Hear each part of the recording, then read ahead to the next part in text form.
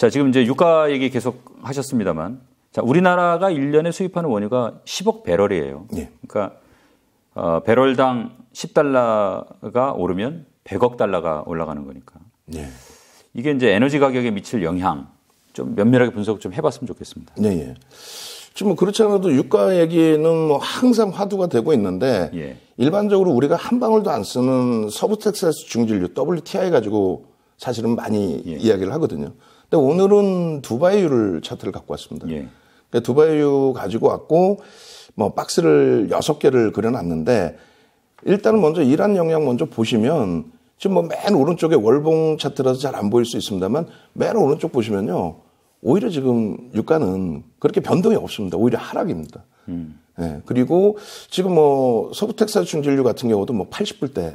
그러니까 우리가 흔히 지금 얘기하는 뭐 100불 또 100불 이상 그런 얘기하고는 사실은 조금 동떨어져 있어요.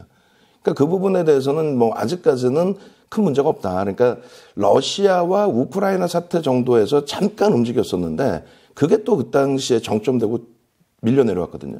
예. 근데 지금 뭐 이스라엘이나 하마스 같은 경우는 산유국이 아니기 때문에 그 부분에서 좀 피해갈 수 있습니다. 그러면 고 이란 얘기 빼고 전체 유가를 놓고 봤을 때 그러면 진짜 유가가 100불을 만약에 넘길 때 문제가 될 수 있겠느냐.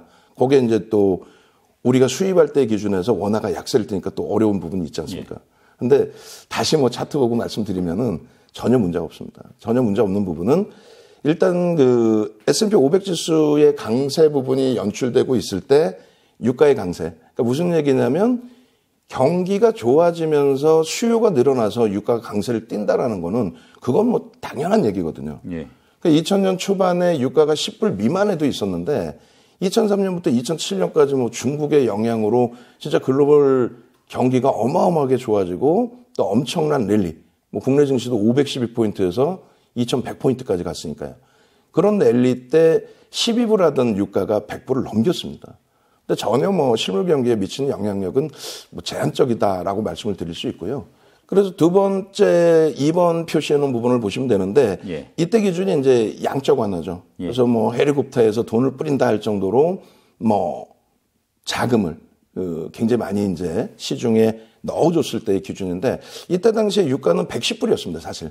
그 110불대 형성하고 있는 상황에서도 그때는 뭐 사실상 경기가 어마어마하게 좋아져서의 그런 보다는 유동성 때문에 움직였던 부분들이 많은데 유가가 그러면 110불이면 좀 악영향을 줘야 되지 않습니까?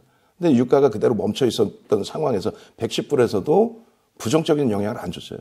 그럼 그 당시에 경기가 별로 안 좋고 수요도 안 좋았는데 유가가 110불 했던 부분은 그 당시 기준에 지금과는 반대로 달러가 약세였습니다. 어마어마한 약세. 그러니까 달러 부분 뭐 나중에 설명드리겠습니다만 엔화 대비해서 너무 약세를 띄다 보니까 그 달러 인덱스 자체도 너무 무너지다 보니까 중동 국가 입장에서는 예를 들어서 1달러에 1리터를 판다 했을 때 예전에는 빵 하나 사 먹을 수 있었는데 1달러에 1리터 똑같이 팔았을 때 달러가 약세를 띄고 있을 때는 뭐 빵을 반 정도뿐이 못 사 먹다 보니 그 당시 기준에 그냥 110불을 고정으로 넣어놨었거든요.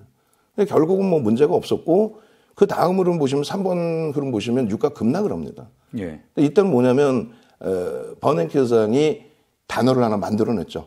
그래서 테이퍼링을 단행한다라고 이야기를 하고 2014년부터 긴축을 하겠다라는 얘기를 하는데 그 기준에서 달러 강세를 띈 겁니다. 그렇게 되면서 이제 유가가 급락을 하더라도 역시나 실물 경기에 미친 영향이 없었습니다. 그리고 이제 그 다음 흐름에서는 실질 금리를 2015년 12월부터 올리고 경기도 살아나주고 지표도 좋아지고 그렇게 되면서 수요가 늘어났죠. 그렇게 되면서 유가의 강세였습니다.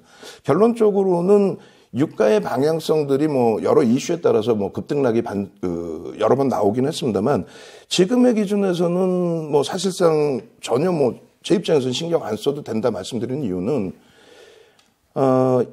지금 21년도에 원래 긴축을 했어야 되는 부분을 오히려 대통령 선거 끝나고 2조 달러의 경기 부양책 자금을 미국에서 추가적으로 뿌렸죠. 그렇게 되다 보니까 그 부분의 영향으로 이제 그 급격한 금리 인상을 했거든요. 그러니까 단계별로 했으면 딱 좋았을 텐데 그 영향 부분 돈을 더 뿌려주고 그것을 바탕으로 지표가 살아나주고 그 지표가 살아나면서 실질적인 수요들이 늘어나서 유가의 강세였기 때문에 지금까지도 뭐 앞서 말씀드린 것처럼 글로벌 증시가 사상 최대치를 유럽이나 일본이 넘길 수 있었던 것처럼 유가의 강세 부분은 앞으로도 100불을 넘기더라도 수요에 의한 것이기 때문에 전혀 문제될 건 없다. 오히려 긍정적이다 이렇게 말씀드리고 싶습니다. 그래프를 보면서 제가 예, 예. 느끼는 게 예, 이 유가의 두바이의 움직임하고 예. 예.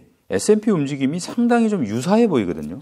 그러니까 그것만 짧게 정리를 해드리면 일반적으로 이제 우리가 데일리 시황이라고 좀 표현을 하는데 네. 매일매일 시황을 이야기하다 보니 소수 의견들이 굉장히 크게 작용하거든요. 그러니까 유가 얘기 나오면 막 100불 넘기고 이거 굉장히 문제가 될 것 같고 인플레이션 심해질 것 같고. 근데 그게 아니라 정상적인 수요에 의한 뭐 유가 강세라든가 상품 가격 강세라든가 이런 부분은 전혀 문제가 안 된다는 거죠. 그래서 뭐 오히려 뭐 긍정적으로 해석할 수 있는 그런 위치라고 말씀드리고 싶습니다. 기름에 대한 수요가 늘어나서 유가가 올라가는 거는 경기가 그만큼 괜찮다는 뜻이니까 맞습니다. 주가에도 긍정적인 영향을 미쳤다. 이렇게 좀 해석을 할 수 있겠네요. 예, 예.